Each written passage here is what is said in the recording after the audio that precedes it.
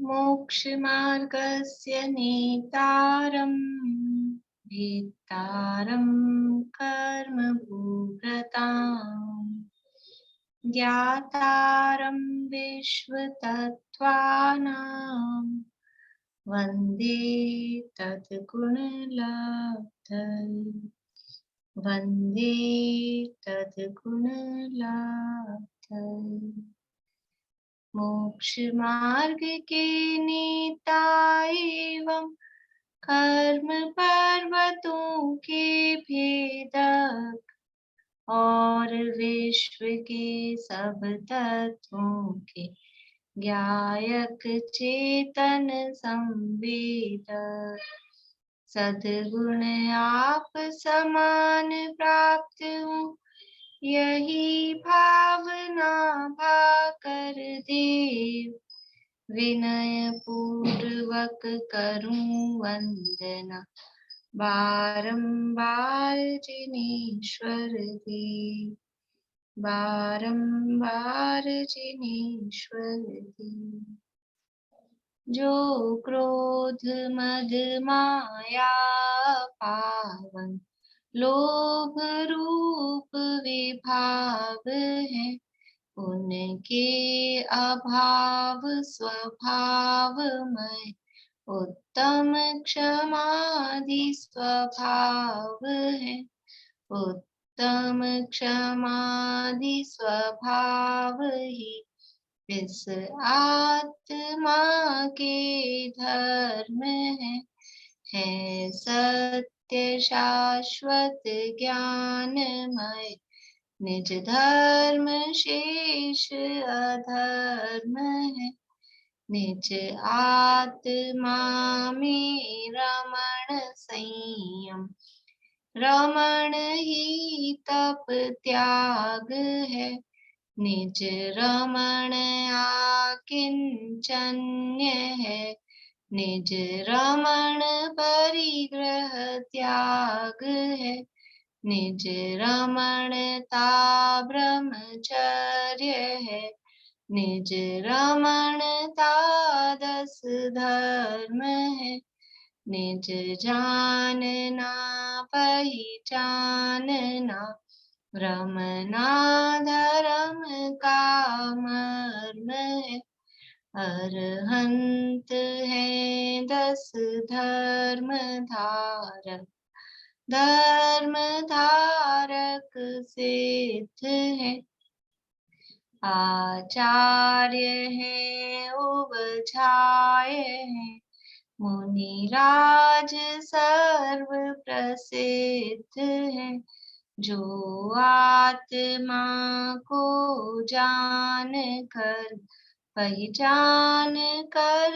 करते रमन वे धर्म धारक धर्म धन उन्हें हम करते नमन उन्हें हम करते नमन।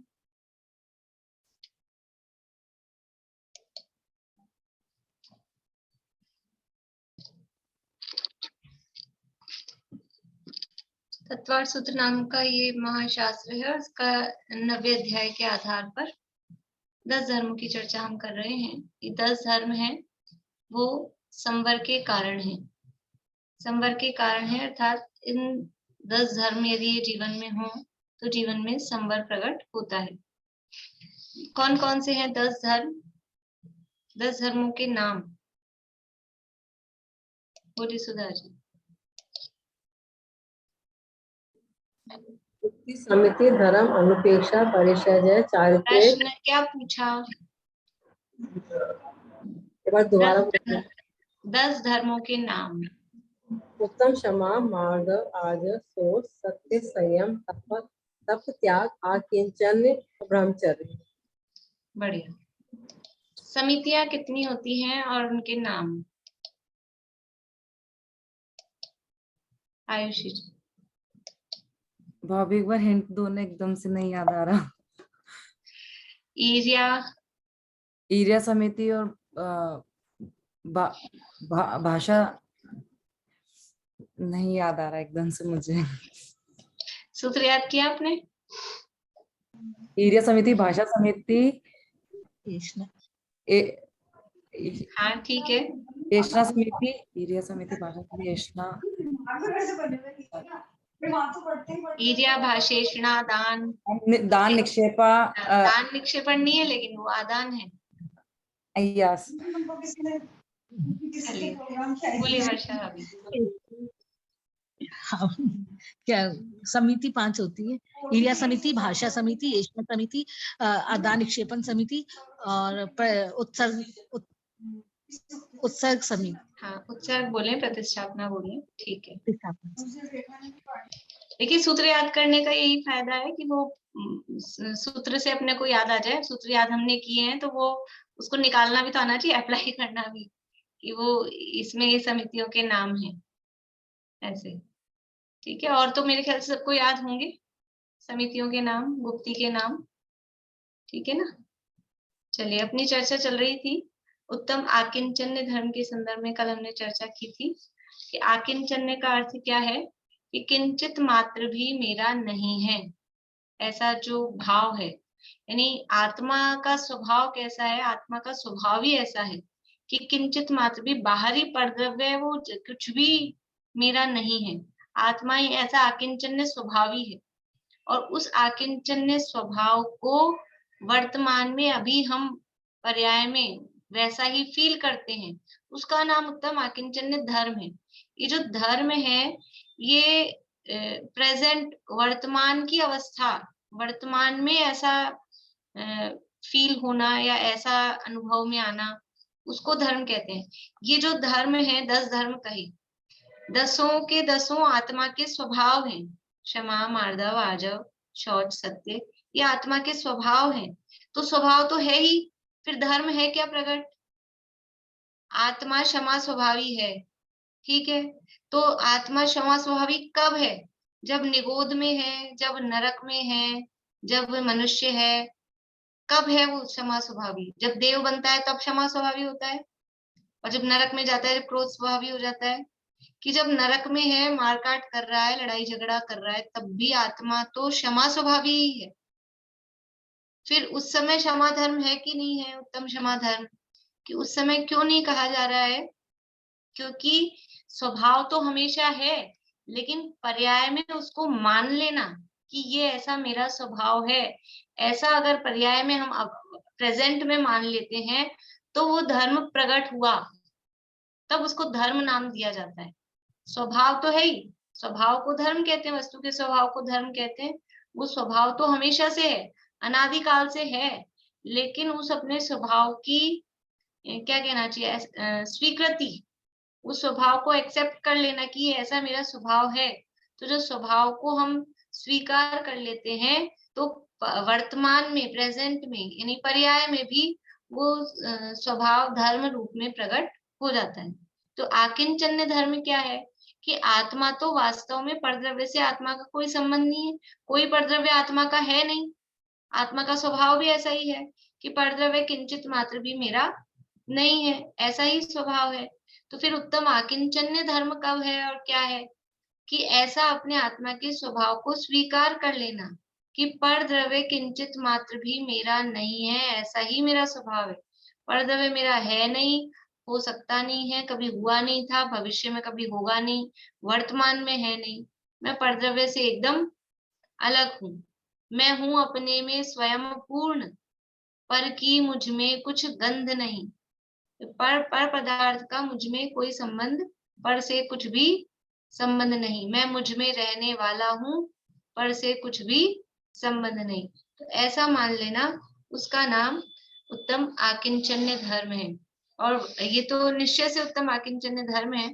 और बाहर में फिर क्या होता है कि ऐसी स्वीकृति पूर्वक बाहर में जो 24 प्रकार के परिग्रह हैं, या कहें 2 प्रकार के अंतरंग और बहिरंग परिग्रह हैं, उन परिग्रहों का त्याग हो जाना, वो उत्तम आकिंचन्य धर्म कहलाता है। कल अपन ने परिग्रहों की चर्चा कर ली थी कि परिग्रह मूल में 2 प्रकार के हैं, एक अंतरंग परिग्रह और एक बहिरंग परिग्रह। और परिग्रह का मतलब क्या है? परिग्रह मतलब है मूर्छा, ममत्व परिणाम। पर पदार्थों के प्रति ये मेरे हैं, ऐसा जो ममत्व का भाव है, उसका नाम परिग्रह है।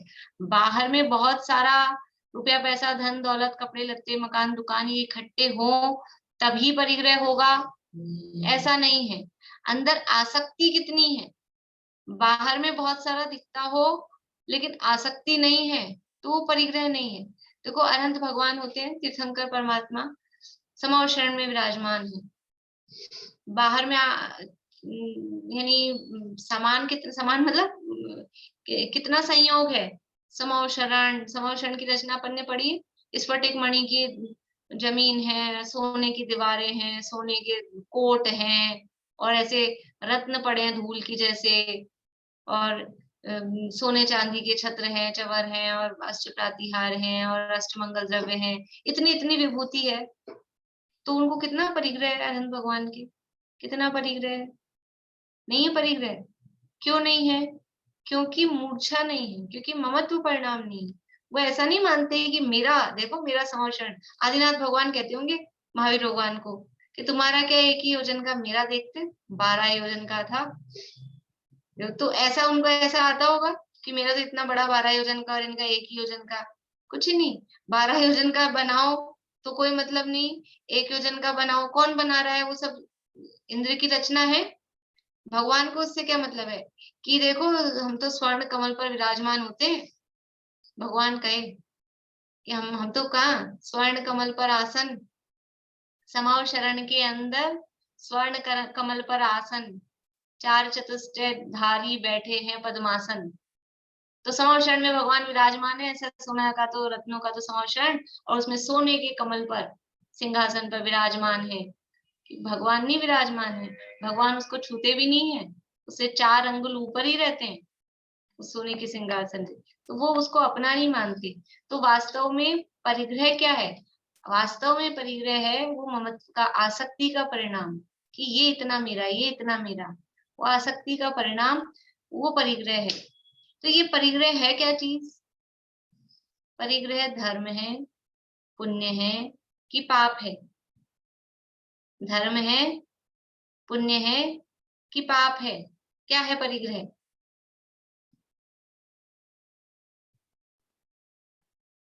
पाप है। सबका जवाब सही है, परिग्रह पाप है। तो परिग्रह पाप है, लेकिन अपन जो, जिनके पास जितना ज्यादा परिग्रह होता है उनको क्या कहते हैं? ये बड़े पुण्यात्मा है। आपके पास रुपया पैसा धन दौलत गाड़ी बंगला नौकर चाकर, समझ लो चक्रवर्ती है, इतने सारा पूरा वैभव, राजा महाराजा है, तो हम क्या कहते हैं? ये बड़े पुण्यशाली हैं। अपनी लड़की की शादी अच्छी, समझ लो ऐसे जगह हो जाए तो बड़ी पुण्यशाली है, इसकी तो यहाँ शादी हुई है। तो ये हम क्या, किसको? परिग्रह है तो पाप, और हम कहते क्या है? जिनके पास ज्यादा परिग्रह है उनको पुण्यशाली कहते हैं। ये चक्कर क्या है? परिग्रह पुण्य है कि पाप है क्या वास्तव में? वास्तव में क्या है कि वास्तव में तो परिग्रह पाप ही है। लेकिन और वो जो परिग्रह का जो वो पाप है, लेकिन इसका बीज क्या है? परिग्रह आया कैसे है? उसका बीज क्या है? कि वो कुछ पुण्य किया था पिछले भाव में, तो वो पुण्य के उदय से वो प्राप्त होता है। परिग्रह खुद तो, यानी वो फल कैसा है? वो फल तो है पाप रूपी, क्योंकि परिग्रह पाप है, 5 पापों में उसका नाम है। लेकिन वो फल उगा कहाँ से है? कि वो पुण्य रूपी बीज से उगा है।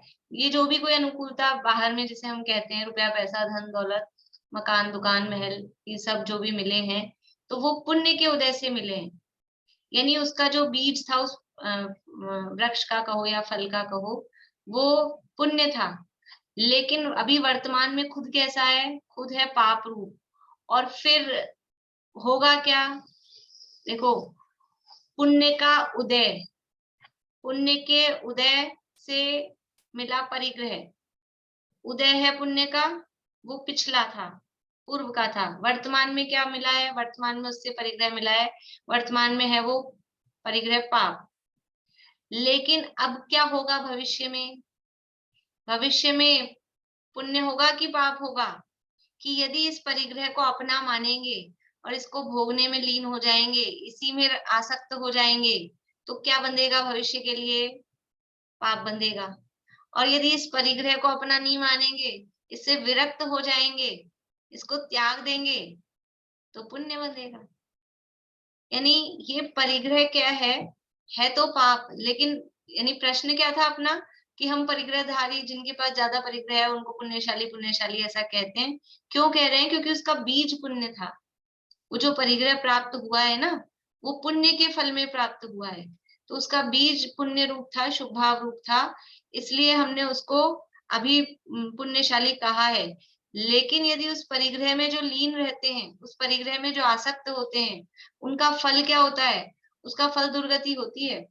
देखो, एक आपने सूक्ति पढ़ी होगी, राजेश्वरी सो नरकेश्वरी, सुनिए आप लोगों ने? यानी जो किसी पद पे यदि मरता है ना, राजा के पद पे, कि प्रधानमंत्री है कि मुख्यमंत्री, मतलब किसी भी पोस्ट पे, अगर पोस्ट पे रहते हुए मरण हुआ है, नरकेश्वरी, दुर्गति का पात्र है। वो जितना अपने पद पे रहने पर वो उतना भार है सिर पे, और उसको अपना मानता है। अपने यहाँ जितने भी राजा हुए हैं, मोक्ष गए हैं, स्वर्ग गए हैं। कब गए हैं? कि वो राजपाट छोड़कर मुनि दीक्षा ली है, वैराग्य हुआ है, तब यथा योग्य स्वर्ग गए कि मोक्ष गए। और जो राजपद में मरे हैं, 12 चक्रवर्ती होते हैं, और चक्रवर्तियों की 3 गति होती है, या तो मोक्ष चले जाएं, स्वर्ग भी जा सकते हैं, नरक भी जा सकते हैं।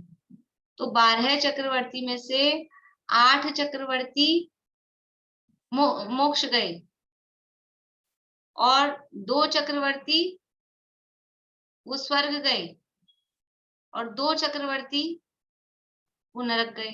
तो नरक कौन गए? नरक कौन गए और स्वर्ग कौन गए? मोक्ष तो गए, वो तो अपने को पता है, अभी दीक्षा लेके ही गए होंगे। स्वर्ग कौन गए और मोक्ष कौन गए? कि जो स्वर्ग गए हैं ना, वो भी दीक्षा लेकर ही गए हैं, राजा बने चक्रवर्ती पद में स्वर्ग नहीं गए। और नरक कौन गए हैं? कि जो जिन्होंने अंतिम टाइम तक मरते मरते तक भी वो चक्रवर्ती पद नहीं छोड़ा, चक्रवर्ती ही बने रहे, तो नरक गए मर के। इसलिए राजेश्वरी से नरकेश्वरी। तो वो जो पुण्य उस परिग्रह में जो आसक्त है, उसको अपना मानता है, तो वो उसको फल क्या मिलेगा उस परिग्रह का? कि उस परिग्रह का फल फिर दुर्गति है, वो पाप रूप फल देगा। उगा तो है पुण्य से, बीज तो उसका पुण्य था, पुण्य के बीज से उगा है, लेकिन यदि उसको हम खाएंगे, उस फल को खाएंगे, मतलब उसमें आसक्त हो जाएंगे, उसको भोगेंगे, तो वो रिटर्न क्या देगा अपने को? उसका फल आएगा पाप रूप, फिर वो हमको दुर्गति का फल प्रदान करेगा। इसलिए परिग्रह तो वास्तव में पाप ही है। और यदि कुछ ऐसा भी कोई कह सकते हैं कि देखो अनुकूलता होती है तो धर्म साधन कर सकते हैं, अभी अपने पास रुपया पैसा होता है तो हम आराम से सुविधाएं जुटा के हम अपने धर्म साधना कर सकते हैं। कुछ लोग धर्म यानी उसको रखने के लिए उसकी वो कहते हैं कि अपने पास सब हो तो अपन कर सकते हैं, तो ठीक है, यदि हम उसको धर्म साधन में उपयोग लगा रहे हैं तो अच्छी बात है, तो वो पुण्य का कारण होगा। लेकिन अधिक रूप में हम विषय भोगी भोग रहे हैं, वो जो हमको परिग्रह मिला है, जो अनुकूलता मिली है, यदि हम विषय भोगी भोगने में अधिक लग रहे हैं तो वो पाप का ही कारण होता है। तो वास्तव में तो अगर हमको पुण्य के उदय से, पूर्व पुण्य के उदय से ये परिग्रह रूप पाप प्राप्त भी हुआ है, तो उसको छोड़ा नहीं जा सकता है। वो तो जैसा उदय है वो मिला है, तो उसको यदि हम अपने धर्म साधन में लगाएं और उसमें आसक्त नहीं रहें, तब तो वो हमारे लिए बेनिफिशियल है, वो हमको लाभप्रद है। लेकिन यदि हमने वो पूर्व पुण्य के उदय से मिला है, परिग्रह रूप पाप है, और अब मिल गया है तो उसमें आसक्त हो गए हैं, विषय भोगों में लग गए हैं, तो फिर वो हमको हानिकारक ही है, वो हमको दुर्गति में ही पहुंचाएगा। इसलिए ऐसे परिग्रह का त्याग करने की भावना इस आकिंचन्य धर्म में की गई है। परिग्रह का त्याग किया जाता है। और इस आकिंचन्य धर्म का दूसरा नाम कल हमने देखा था, इसको क्या कहते हैं? दूसरे नाम क्या कह सकते हैं? कौन बताएंगे? बोलिए चित्रा आंटी। अपरिग्रह। अपरिग्रह। इसको अपरिग्रह व्रत भी या धर्म भी कह सकते हैं, क्योंकि संपूर्ण परिग्रह का त्याग इसमें किया गया है। तो ये अपरिग्रह किसके होता है वास्तव में? ये वास्तव में मुनिराज इस अपरिग्रह व्रत के धारी होते हैं, और वो पूर्ण रूप से परिग्रह का त्याग करते हैं। और यथा योग्य चतुर्थ गुण स्थान वाला भी एक कषाय चौकड़ी के अभाव पूर्वक, पंचम गुण स्थान वाला 2 कषाय चौकड़ी के अभाव पूर्वक, और जो मुनिराज हैं वो 3 कषाय चौकड़ी के अभाव पूर्वक इस उत्तम आकिंचन्य धर्म के धारी होते हैं। तो ऐसा ये उत्तम आकिंचन्य धर्म ये हम सब अपने जीवन में प्रकट करें। अब इस आकिंचन्य के बाद में देखिए, इसके वो जो पूजा की लाइनें हैं, पूजा की लाइनें क्या है, ध्यान है किसी को? परिग्रह 24 भेद यहीं से चालू है ना? हाँ, परिग्रह 24 भेद त्याग करे मुनिराज जी, तृष्णा भाव उच्छेद घटती जान घटाइए। यानी परिग्रह के 24 भेद हैं, वो अपन ने चर्चा करी ली, और मुनिराज उसका त्याग करते हैं। तृष्णा भाव उच्छेद, यानी ये क्या है? तृष्णा है। इस तृष्णा के भाव को उच्छेद यानी उसका नाश करो, अभाव करो, और इस परिग्रह को घटती जान घटाइए, जितना हो सके कम से कम करना चाहिए। ये क्या है? तृष्णा क्या चीज होती है? तृष्णा समझ में आता है? तृष्णा का मतलब है कि मतलब जितना मिल जाए ना, असंतोष जिसे कहते हैं, वो पूरी नहीं होती है। आशा कहो, तृष्णा कहो, इच्छा कहो, ये तीनों सिमिलर से हैं, वो जो कभी पूरी नहीं होती है। एक पूरी कर लो तो फिर लगता है और चाहिए, एक पूरी हो जाए तो फिर और, फिर और, फिर और। ये है, तो ये परिग्रह भी क्या है? तृष्णा जैसा है, जितना मिल जाए उतना कम है। कभी किसी का भरता है कि हाँ अपना इतना हो गया, अब नहीं चाहिए अपने को, जितना मिल जाए ना उतना ही कम है, फिर दूसरे चालू हो जाता है, कुछ और चालू हो जाता है, संतुष्ट नहीं होता है जी।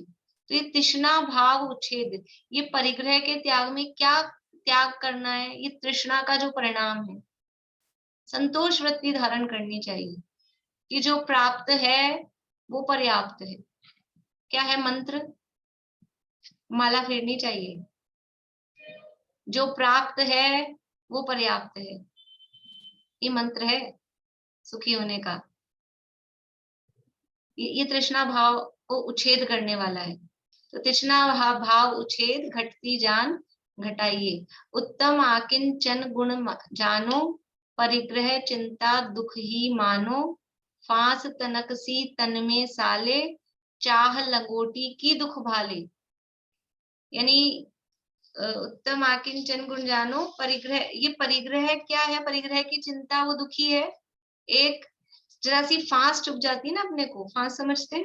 छोटा सा कुछ तिनका चुभ गया, हाथ में चुभ गया, पाँव में चुभ गया, आंख में घुस गया, तो वो दांत में अटक गया, सौंफ की अटक गई कुछ, तो वो कब तक परेशान? जब तक निकल नहीं जाए ना तब तक परेशान रहता है व्यक्ति। कितनी सी, इतनी सी तो है फांस, उसमें क्या हो गया? अटके रहने तो दांत में, कि नहीं, वो जीभ भी वहीं जाती है, दिमाग भी वहीं लगा रहता है, कुछ भी कर लो आप, कहीं बैठे हो, वो जब तक निकल नहीं जाएगी ना तब तक वो परेशान करती रहेगी। ये ऐसा परिग्रह की चिंता। अभी जो पिछली क्लास में चर्चा चल रही थी कि वो क्षुल्लक जी चांदी का बर्तन रख लें, और वो चांदी का बर्तन रख लेंगे, उसकी चिंता कितनी रहेगी। अभी थोड़े दिन पहले जयपुर के मंदिरों में घटना हो गई, चांदी के बर्तन चुरा चुरा के ले गए, वो टेंशन कितनी रहती है। और अभी घटना हो गई तब कितने दिन तक सब ऐसा टेंशन में रहेंगे कि अब कोई भी छोड़ेगा नहीं, छोड़ते ही वापस रखो, सावधानी से रखो, और भी चीजों की सुरक्षा की। और अपना ऐसा हो कि कोई ले जाए ही नहीं, पड़ा रहे, तो इतना अल्प मूल्य की वस्तु हो कि ले जाए, ऐसा बोलते हैं ना कुछ लोग, ले जाने वाला भी रोएगा कि कहाँ से उठा लाए, ऐसा। तो ऐसा फ्री रहे। ये परिग्रह की जरा सा भी परिग्रह होता है, उसकी चिंता वो कितना हमको परेशान करती है। बोलिए रेणु जी। मैं बोली घटती जान घटाइए, मतलब क्या हुआ? वो अभी पहुंची नहीं ना, मैं पहुंच रही हूँ। आप आगे चलते हैं। चलिए, पास तनकसी तन नहीं, उत्तम आकिंचन गुण जानो, परिग्रह चिंता दुखी मानो, फांस तनकसी तन में साले, चाह लंगोटी की, नहीं, ये तो ऊपर वाली लाइन थी ना इसकी। घटती जान घटाइए मतलब कम से कम करते जाओ। घटती जान घटाइए कि अपनी, ऐसे होता है ना, अपना जितना अपनी जान में यानी जितनी अपनी ताकत है उतना कम करते जाओ। घटती जान घटाइए मतलब उसको कम से कम करना चाहिए, इसका मतलब ये है।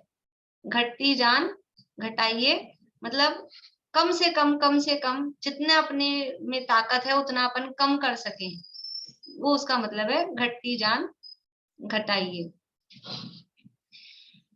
कौन सी लाइन पे आ गए थे अपन? परिग्रह चिंता दुखी जानो, फास तनकसी तन में साले, चाह लंगोटी की दुख भाले। भाले न समता सुख कभी नर बिना मुनि मुद्रा धरे। भाले न समता सुख कभी नर, नर कभी भी समता सुख प्राप्त नहीं कर सकता है। समता मतलब शांति। कब नहीं प्राप्त कर सकता है? कि बिना मुनि मुद्रा धरे, जब तक मुनि मुद्रा धारण नहीं करेगा तब तक वो संतोष शांति उसको प्राप्त नहीं हो सकती है। धनी नगन पर तन नगन ठाड़े, सुर असुर पायनी परे। मुनिराज कैसे हैं? नगन पर तन नगन ठाड़े। नगन पर यानी नगन का अर्थ है पर्वत पर, एक नगन का अर्थ है पर्वत पर, और तन नगन ठाड़े यानी वो अपने शरीर से नग्न होकर खड़े हैं। मुनिराज नग्न है, तो धन्य है वे मुनिराज। धनी यानी धन्य है वे मुनिराज। नगन पर यानी पर्वत पर, तन नगन ठाड़े यानी शरीर से नग्न होकर, ठाड़े यानी स्थित हुए हैं। और फिर क्या हो रहा है? सुर असुर पायनी परे, कि जो देवता हैं या भवनवासी आदि जो असुर इंद्र हैं वो सब उनके चरणों में झुक रहे हैं। वो नगन हैं, परिग्रह से रहित हैं, और फिर भी सारे देवता गण आके उनके चरणों में पड़ रहे हैं। चरणों में किसके पड़ना चाहिए? जिसके पास खूब सारा रुपया पैसा धन दौलत कपड़े लगते हों, उसके चरणों में पड़ना चाहिए। ये तो नगन है, इनके पास कुछ है ही नहीं। पर्वत भी नगन है, पर्वत के पास भी कुछ नहीं है, इसलिए उसका नाम नगन। और ये मुनिराज भी नगन है, इनके पास भी कुछ नहीं है, और फिर भी वो सुर असुर पाया नहीं पड़े, देवता लोग आके उनके चरणों में झुक रहे हैं। धनी नगन पर तन नगन ठाड़े, सुर असुर पाए नहीं पड़े। घर माही तिसना जो घटावे, रुचि नहीं संसार सो। बहु धन बुराहु भला कहिए, लीन पर उपगार सो। घर में रहकर ही, घर माही तृष्णा जो घटावे, जो घर में रहकर ही अपनी तृष्णा को कम करते हैं। घर माही तृष्णा जो घटावे, रुचि नहीं संसार सो। संसार में जिनको रुचि नहीं है, ऐसे जीव भी वो धन्य हैं जो घर में रहकर ही अपनी तृष्णा को कम कर रहे हैं। पहले तो धन्य मुनिराज हैं, लेकिन अगर घर में भी रह रहे हैं तो अपनी तृष्णा को कम कर रहे हैं। मतलब जिनकी जरूरतें कम है, जिनको कम इच्छाएं हैं, वही सुखी है दुनिया में। वैसे तो इच्छा दुखी है, अपन कम इच्छा वाले को सुखी कहते हैं, पर वो जितनी भी इच्छा है उतना दुख है। लेकिन फिर भी जिनकी इच्छाएं, जिनकी जरूरतें, जिनकी आसक्ति कम है, वो कंपैरेटिवली सुखी है। घर माही तिसना जो घटावे, रुचि नहीं संसार सो। बहु धन बुराहु भला कहिए, लीन पर उपकार सो। बहुत धन तो बुरा है, बहु धन बुराहु, वो ज्यादा धन होना, ज्यादा परिग्रह होना बुरा है, लेकिन भला कहिए, फिर भी उसको अच्छा कहते हैं। कब कहते हैं? यदि वो परोपकार में लगा हुआ है, दूसरों की भलाई के काम में लगा है, और अथवा कहें अपने धर्म साधना में लगा हुआ है, तो फिर भी उसको भला दुनिया में कह देते हैं। अदरवाइज वो बहुत धन होना वो अच्छा नहीं है। तो इस तरह से ये बाह्य परिग्रह वास्तव में, परिग्रह होना, परिग्रह हो गया है उससे पापी नहीं होता है। परिग्रह तो हुआ है पुण्य के उदय से, लेकिन अब पापी किससे होगा? वो पाप कब होगा कि यदि उसमें आसक्त हो रहा है, वो ममत्व मूर्छा है, तो वो पापी है। और अगर मूर्छा नहीं है, विरक्त है उससे, तो फिर वो पुण्यात्मा है अथवा धर्मात्मा है। तो हमको परिग्रह, उसमें जो कहा है ना, घटती जान घटाइए, परिग्रह कम करना चाहिए, कम से कम। तो कम से कम कर दें, तो हम बाहर में कम कम करने की कोशिश करते हैं, लेकिन पहले यहाँ कम होना चाहिए। अंदर से ममत्व, घटती जान घटाइए, अंदर से ममत्व कम होना चाहिए। अंदर से ममत्व कम हो, मोह राग द्वेष के परिणाम कम हो। अंतरंग भी तो परिग्रह है। मिथ्यात्व, क्रोध मान माया लोभ हास्य आदि कषाएं, तो अंदर से ये मोह राग द्वेष के परिणाम कम हो तो बाहर में फिर ये क्षेत्र वास्तु हिरण स्वर्ण धन धान्य दासी दास वो भी फिर धीरे धीरे कम होते हैं। तो दोनों का बैलेंस, अंदर कषाएं तो बढ़ रही हैं, बाहर में परिग्रह कम कर दिया, त्यागी वृत्ति हो गए और पता लग रहा है कषाएं बहुत बढ़ रही हैं, तो वो घटती जान नहीं हुआ है, वो घटा नहीं है।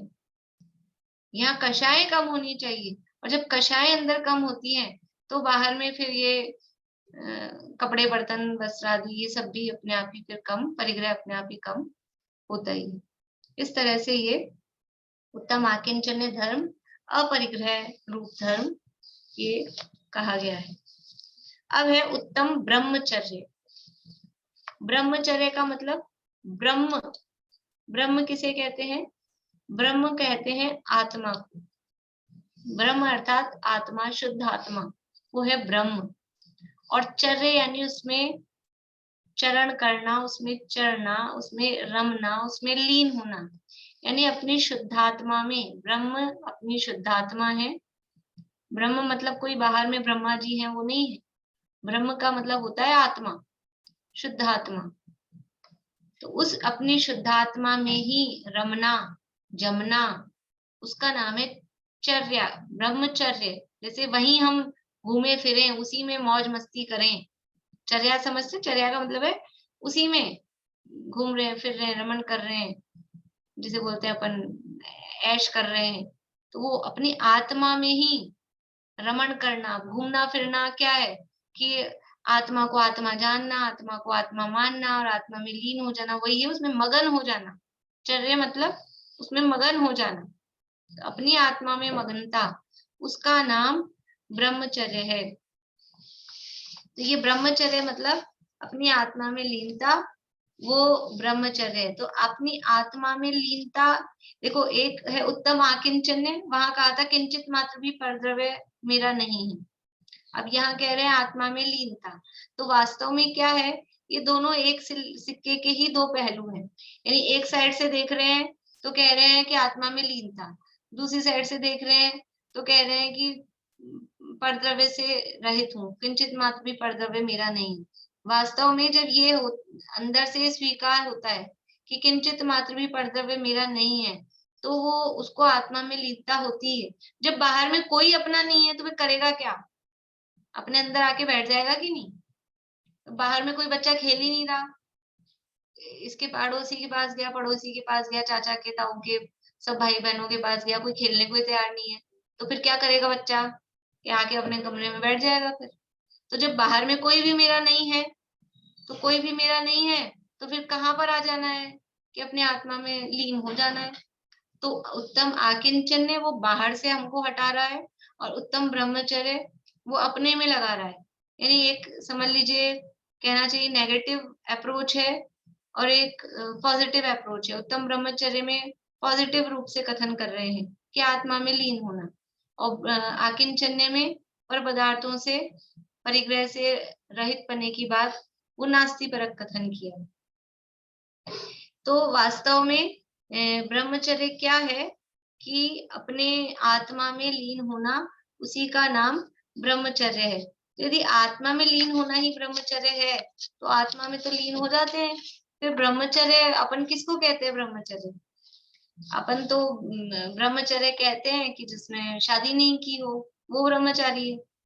आत्मा में लीन होना ही ब्रह्मचर्य है, तो फिर आप बाहर में उसको शादी विवाह से क्यों जोड़ते हो? तो देखिए, वास्तव में ब्रह्मचर्य शब्द का जो अर्थ समझा जाता है, यानी मूल रूप से वो बाहर में विवाह का त्याग, अथवा जो स्पर्शन इंद्रिय में भी मैथुन संबंधी क्रिया का जो त्याग है, स्त्री पुरुष संबंधी जो विषय भोग का त्याग है, उसका नाम ब्रह्मचर्य कहा जाता है। दुनिया में जिसे हम ब्रह्मचर्य कहते हैं कि स्त्री पुरुष के संबंध में जो काम भोग होता है उसका त्याग, उसको ब्रह्मचर्य कहते हैं। फिर ऐसा क्यों किया कि जब आत्मा में लीनता का नाम ही ब्रह्मचर्य है, तो हम स्त्री पुरुष साथ में रहें, फिर हमको ब्रह्मचारी कहो, हम आत्मा में लीन रहेंगे?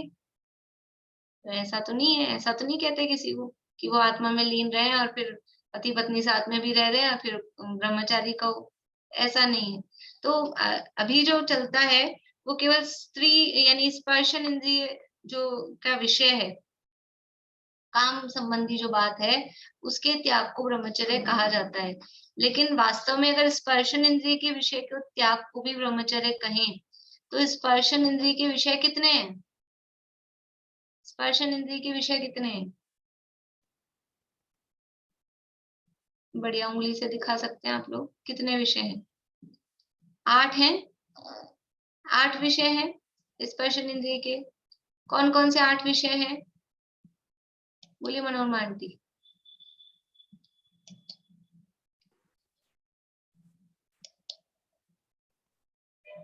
हल्का भारी, स्पर्श रस गंध वर्ण, नहीं स्पर्शन इंद्रिय के हल्का भारी, हल्का भारी, ठंडा गरम, नरम कठोर, चिकना रूखापन, हाँ रूखा और चिकना, ये 8 विषय हैं स्पर्शन इंद्रिय के। तो उसमें से एक पर्टिकुलर जो क्रिया संबंध यानी है मैथुन की क्रिया, उसके त्याग को ब्रह्मचर्य कहा जाता है। जबकि स्पर्शन इंद्रिय के विषय के त्याग को शास्त्रों में ब्रह्मचर्य कहा है, स्पर्शन इंद्रिय संबंधी विषय। तो ब्रह्मचर्य में केवल विवाह का त्याग या स्त्री सेवन का त्याग है, या फिर हल्का भारी लगना कि हम ठंडा गरम सेवन कर रहे हैं या हम कोई रूखा चिकना फील कर रहे हैं, उन सब का भी त्याग उसमें होना चाहिए। तो वास्तव में स्पर्शन इंद्रिय के विषय के त्याग में ये सारा त्याग, यानी जो ब्रह्मचर्य धर्म का पालन करना चाहते हैं वो स्त्री सेवन का त्याग तो करेंगे ही करेंगे, लेकिन उसके साथ में वो जो समझ लीजिए इस तरह की नरम नरम गद्दों पे सोना है, कोमल स्पर्श है, अथवा समझ लीजिए इस तरह की जो सुविधाएं हैं, एसी है, कूलर है, पंखा है, हीटर है, ये सब जो चीजें हैं, उन सब का भी उनको त्याग होता है। आप देखेंगे कि इसीलिए जो ब्रह्मचर्य व्रत के धारी होते हैं उनको चटाई पे सोने के लिए मतलब कहा जाता है, मतलब वो चटाई पे सोते हैं, इस तरह की उनकी वो होती है। गद्दे वगैरह का यूज या रजाई वगैरह का यूज या ऊनी कपड़ों का यूज वहां निषिद्ध होता है। जो प्रतिमा के समय अपन प्रतिमा के रूप में देखें अगर ब्रह्मचर्य प्रतिमा है, क्योंकि उनको स्पर्शन इंद्रिय संबंधी संपूर्ण विषयों का और अकेले स्पर्शन इंद्रिय संबंधी विषय का त्याग ही ब्रह्मचर्य नहीं है। मतलब ब्रह्मचर्य आत्मलीनता का नाम है।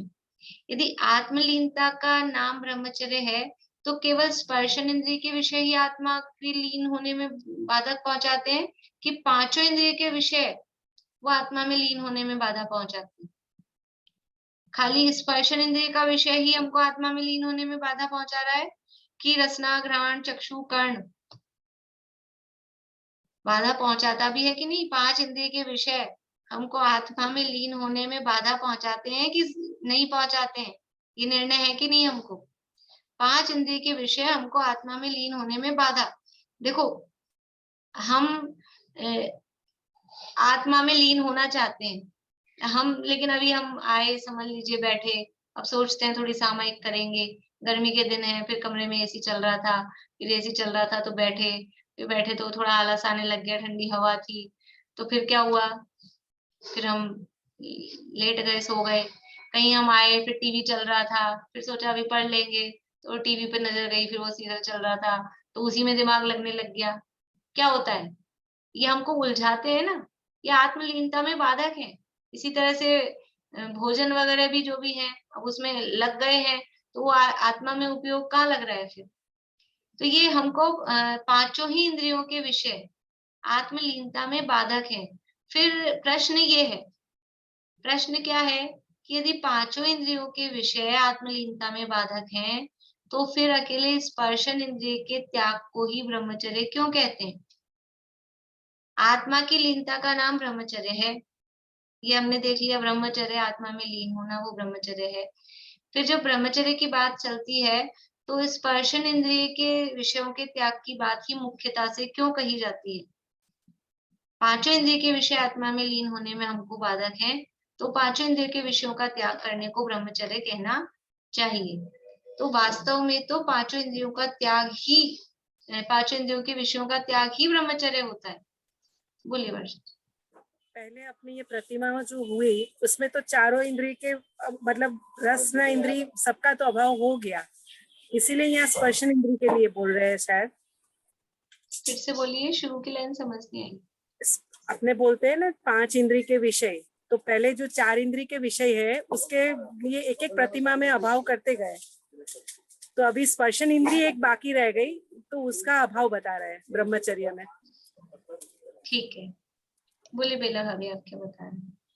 एक तो स्पर्शन इंद्रिय सभी जीवों में पाई जाती है, और दूसरा स्पर्शन इंद्रिय से ही 5 इंद्रियां निहित है, सब स्पर्शन में ही है। अपने को देखा जाएंगे तो ये सब चीज भी है, इसका भी एक कारण हो सकता है। ठीक है, इसलिए स्पर्शन इंद्रिय के त्याग को ही सबसे पहले ब्रह्मचर्य में माना गया। ठीक है, देखिए, यानी प्रश्न तो अपना पहले तो ये है कि यदि 5 इंद्रियों के विषय आत्मलीनता में बाधक हैं, तो फिर अकेले स्पर्शन इंद्रिय के त्याग को ही हम ब्रह्मचर्य क्यों कह रहे हैं? तो पहली बात तो इसमें ये कि 5 वास्तव में जो ब्रह्मचर्य है वो अकेले स्पर्शन इंद्रिय के विषय के त्याग का नाम नहीं है। 5 इंद्रियों के विषयों के त्याग का नाम ब्रह्मचर्य है। देखिए, ब्रह्मचर्य में काम और भोग का त्याग होता है। काम भोग का त्याग करे ब्रह्मचर्य, काम भोग का त्याग। तो काम का मतलब क्या और भोग का मतलब क्या? तो समय सार में जयसेनाचार्य काम शब्द का अर्थ करते हैं स्पर्शन और रसना इंद्रिय का विषय, वो कहलाता है काम। स्पर्शन और रसना इंद्रिय का विषय कहलाता है काम, और घ्राण चक्षु और कर्ण इंद्रिय का विषय कहलाता है भोग। तो स्पर्शन यानी ब्रह्मचर्य में काम भोग का त्याग है। तो काम भोग के त्याग में 5 इंद्रियों के विषयों का त्याग आ गया। काम शब्द में स्पर्शन और रसना इंद्रिय के विषय का त्याग, भोग शब्द में घ्राण चक्षु और कर्ण इंद्रिय के विषय का त्याग। तो वास्तव में तो ब्रह्मचर्य शब्द में 5 इंद्रियों के विषयों का त्याग निहित है, 5 इंद्रियों के विषयों का त्याग कहा जाता है। फिर भी हम जितना भी पढ़ते हैं, सुनते हैं, शास्त्रों में भी देखते हैं, तो वहां पर स्पर्शन इंद्रिय संबंधी विषय के त्याग की ही मुख्यता की जाती है। स्पर्शन इंद्रिय के त्याग की ही प्रधानता से कथन मिलता है। तो उसके कारण आप लोगों ने जो बताए, देखो, यानी प्रश्न, इसी प्रश्न के आधार पे अपन चर्चा कर रहे हैं। आप चाहे तो प्रश्न लिख लीजिए कि 5 इंद्रियों के विषय ब्रह्मचर्य के घातक होने पर भी, 5 इंद्रियों के विषय ब्रह्मचर्य के घातक होने पर भी आचार्यों ने ब्रह्मचर्य की चर्चा में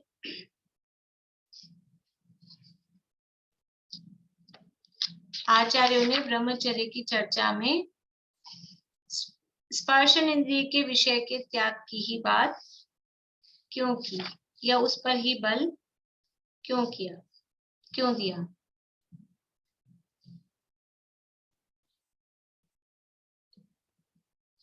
देखिए, तो उसमें पहला पॉइंट क्या है कि स्पर्शन इंद्रिय का त्याग की बात कही ना। स्पर्शन इंद्रिय का त्याग बोलते हैं अपन शॉर्ट में, उसके विषय का त्याग समझना।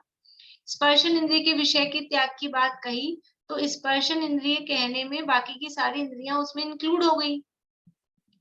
कैसे हो गई कि स्पर्शन इंद्रिय कहाँ पर है? ये रसना कहाँ है, घ्राण कहाँ है, चक्षु कहाँ है, कर्ण कहाँ है? ये सब इस शरीर में ही तो है। स्पर्शन तो पूरा शरीर है, और उसी में तो ये सारी इंद्रियां यानी समाहित है। इसलिए स्पर्शन इंद्रिय यानी ये जो आंखें हैं, नाक है, जीभ है, ये सब शरीर के ही तो अंग है। जीभ जहां पर है वहां स्पर्शन इंद्रिय है कि नहीं है? कान जहां पर है वहां स्पर्शन इंद्रिय है कि नहीं है? आंख जहां पर है वहां पर स्पर्शन इंद्रिय है कि नहीं? इसलिए जब हमने स्पर्शन इंद्रिय के विषय को जीतने की बात कही, तो उसमें बाकी की चारों इंद्रियां तो गर्भित हो ही गई। इसलिए स्पर्शन इंद्रिय की मुख्यता से यहाँ पर कथन किया जाता है। और दूसरी बात ये कि यदि ऐसा कहते कि कर्ण इंद्रिय के विषय को जीतना वो ब्रह्मचर्य है, स्पर्शन इंद्रिय को नहीं कहते, कर्ण इंद्रिय के विषय को जीतना वो ब्रह्मचर्य है। तो फिर जिनके कर्ण ही नहीं है, 1 इंद्रिय, 2 इंद्रिय, 3 इंद्रिय, 4 इंद्रिय जीवों के, उनके क्या वो सब ब्रह्मचारी हो जाते?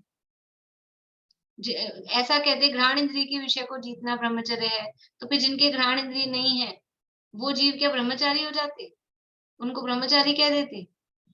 इसलिए ये कहना मतलब पॉसिबल नहीं है। फिर उन सबको ब्रह्मचर्य मानना पड़ेगा। जितनी इंद्रिय वाले को अपन कहेंगे कि कर्ण इंद्रिय को विषय को जीतने वाला ब्रह्मचारी है, कि नेत्र इंद्रिय के विषय को जीतने वाला ब्रह्मचारी है, तो उससे नीचे पहले वाले जो जीव हैं उतनी इंद्रिय वाले, उन सबको अपने को ब्रह्मचारी मानना पड़ेगा, क्योंकि उनकी तो वो विषय ही नहीं है। वो विषय नहीं है तो वो जीत लिया उन्होंने, इसलिए उनको ब्रह्मचारी मानना पड़ेगा। इसलिए स्पर्शन इंद्रिय को जीतने की बात क्यों की? क्योंकि उसमें स्पर्शन इंद्रिय में बाकी की चारों इंद्रियां गर्भित हैं, एक बात। दूसरी बात कि यदि अन्य इंद्रियों के आधार पर ब्रह्मचर्य कहा जाएगा तो जिनके वो इंद्रियां है ही नहीं, ऐसे 1 इंद्रिय, 2 इंद्रिय, 3 इंद्रिय आदि जीव, उनको भी हमको ब्रह्मचारी मानना पड़ेगा।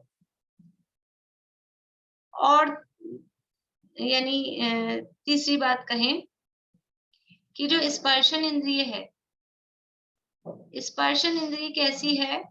वो अखंड इंद्रिय है। स्पर्शन इंद्रिय अखंड कैसे है कि स्पर्शन इंद्रिय को जीतने के लिए हमने कहा तो पूरे शरीर से अखंड है, पूरे शरीर में है स्पर्शन इंद्रिय। घ्राण इंद्रिय पर्टिकुलर जगह पे है, कर्ण इंद्रिय पर्टिकुलर जगह पर है, नेत्र इंद्रिय पर्टिकुलर जगह पर है, पर स्पर्शन इंद्रिय अखंड है। कैसी है? स्पर्शन इंद्रिय अखंड है। इसलिए उसको यानी जो ब्रह्मचर्य है वो महान धर्म है। अभी अपन पूजन की लाइन के आधार पर देखेंगे कि वो ब्रह्मचर्य ज्ञानत धर्म दस पैड़ी चढ़ के शिव महल में पग धरा, यानी वो ब्रह्मचर्य तो धर्म का सार है, तो इतना महान धर्म है। तो वो ब्रह्मचर्य अखंड धर्म है। उस अखंड धर्म को प्राप्त करने के लिए जो इंद्रिय अखंड है, उस अखंड इंद्रिय को जीतने की बात यहाँ पर कही गई है। कैसे अखंड है? स्पर्शन इंद्रिय अखंड कैसे है? स्पर्शन इंद्रिय 4 तरह से अखंड है। 4 तरह से, द्रव्य से अखंड है, क्षेत्र से अखंड है, काल से अखंड है और भाव से अखंड है। द्रव्य, क्षेत्र, काल, भाव, इसको अपन उसकी व्यापकता भी कह सकते हैं, उसकी अखंडता भी कह सकते हैं।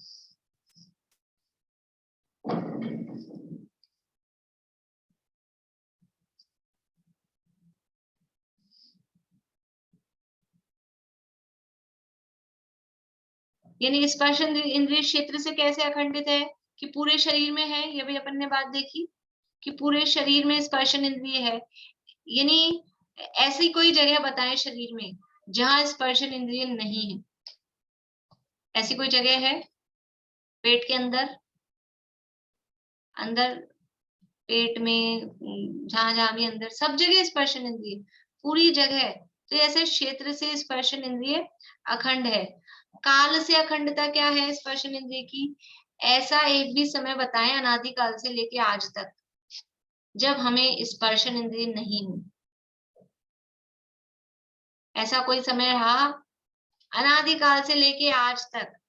एक समय ढूंढ के बताना है कि जब अपने पास में स्पर्शन इंद्रिय नहीं थी। देव बने तब, नारकी बने तब, मनुष्य बने तब, और हाथी बने, घोड़ा बने, चींटी बने, मक्खी बने, पृथ्वी का एक में गए, जल का एक में गए, अग्नि का एक में गए,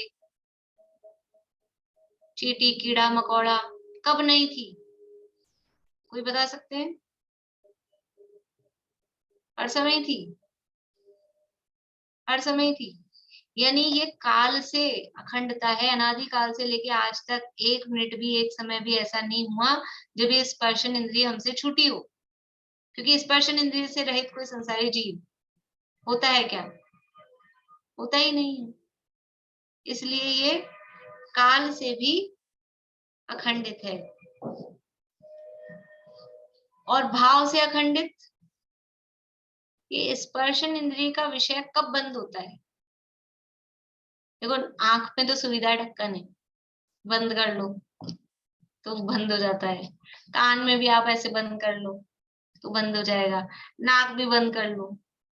और जीभ भी, अपन हर समय कुछ खाते पीते तो है नहीं, तो रसना इंद्रिय भी विषय नहीं चल रहा है। लेकिन स्पर्शन इंद्रिय, उसको क्या कर सकते हैं अपन? स्पर्शन इंद्रिय को कैसे बंद किया जा सकता है? कोई उपाय बता सकते हैं? जब आप लोग नहीं बताओगे तो मेरे पास तो है उपाय। क्यों शीला भाभी, स्पर्शन इंद्रिय के विषय को बंद कर सकते हैं? सरोज आंटी के पास में, बोलिए सरोज आंटी। जब अपन अपने आत्मा में लीन हो जाएंगे तो अपन शरीर अरे का आत्मा में नहीं, अभी तो बाहर का बताओ आप क्या करके। यही उपाय ये है। अच्छा उपाय, कोई उपाय नहीं आया तो बस आत्मा उपाय का तो उपाय यही है। बताओ। इसका उपाय तो यही है। आप ये बताओ कि हम किसी कमरे में बंद हो जाएंगे, कि हम कोई डब्बे में बंद हो जाएंगे, हम कोई रजाई ओढ़ लेंगे, कि क्या वो कर नहीं, लेंगे? रेन कोट पहन लेंगे? नहीं। कौन सा वो क्या बोलते हैं, प्रूफ, वो कोई जैकेट पहन लेंगे? स्पर्शन इंद्रिय ठंडा गरम लगना, हल्का भारी लगना, रूखा चिकना लगना, ये कैसे रुक सकता है?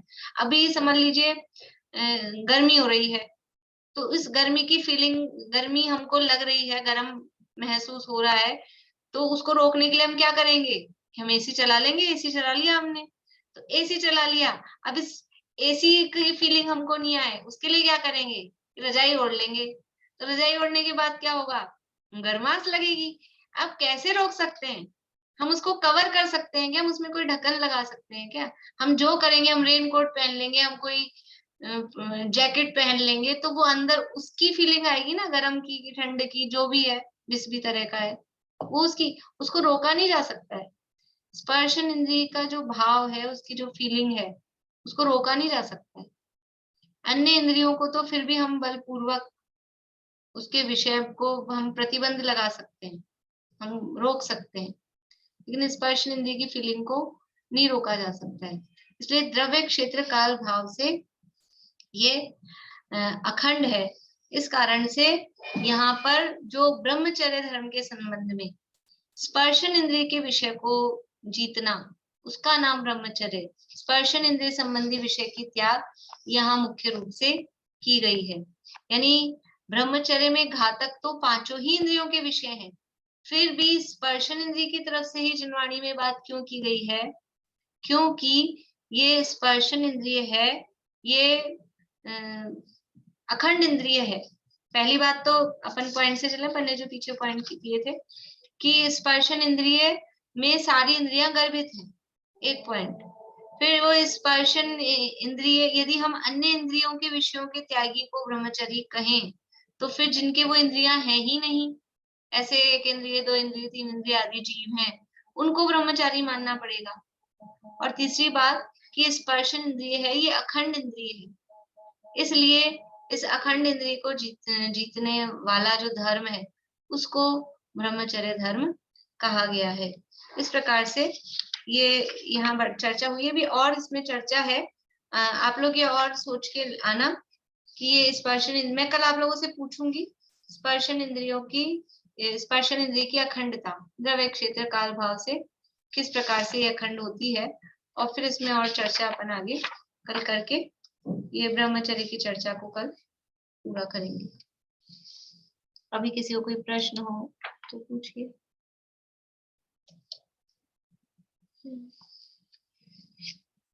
चलिए जिनवाणी स्थिति।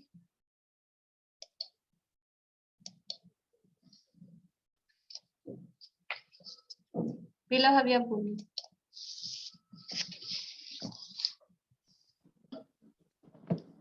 जोगे धरे रहे जोगे सुबिने अनंत गुणात में केवल ज्ञानी तासु हृदय द्रह सोनी कैसी सरिता समय विश्रुत सिंधु समानी याते अनंत नयात में लक्षण सत्य स्वरूप सिदंत बखानी बुद्ध लखे न लखे दूर बुद्ध सदा जग माही जगे जिने वाणी बुद्ध लखे न लखे दूरे बुद्ध सदा जग माही जगे जिने वाणी। 9 बार नमोकार मंत्र।